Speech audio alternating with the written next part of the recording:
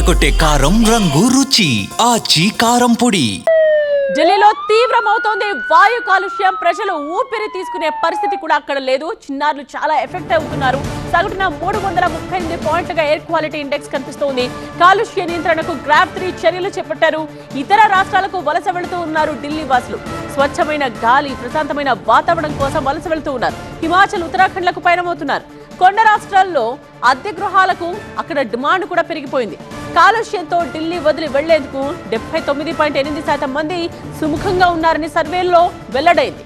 హిమాచల్, ఉత్తరాఖండ్, కాశ్మీర్లలో పర్యటించే వారి సంఖ్య 20 నుండి 30% పెరిగింది. ఎందుకంటే దేశ రాజధానిలో వాయు కాలుష్యం రోజు రోజుకు తీవ్రమవుతోంది. ఇవాళ నెహ్రూ నగర్ లో 384, వాజీపూర్లో 352, వివేక్ విహార్ లో 358, ఆనంద్ విహార్ లో 354 పాయింట్లుగా ఎయిర్ క్వాలిటీ ఇండెక్స్ నమోదైంది. మరోవైపు గాలిలో దుమ్ము, ధూళికణాలు పెరిగిపోతున్నాయి. కాలుష్యంతో కళ్ళు మంటలు, దగ్గు, జలుబు, శ్వాస సంబంధిత ఇబ్బందులు ఎక్కువయ్యాయి. ఇక పంజాబ్, హర్యానా, యూపీ రాష్ట్రాల్లో పంట వ్యర్థాల దహనం, వాహన పరిశ్రమల కాలుష్యంతో గ్యాస్ ఛాంబర్లా మారిపోయింది ఢిల్లీ. కాలుష్యం, పొగమంచుతో విజిబిలిటీ తగ్గిపోయింది.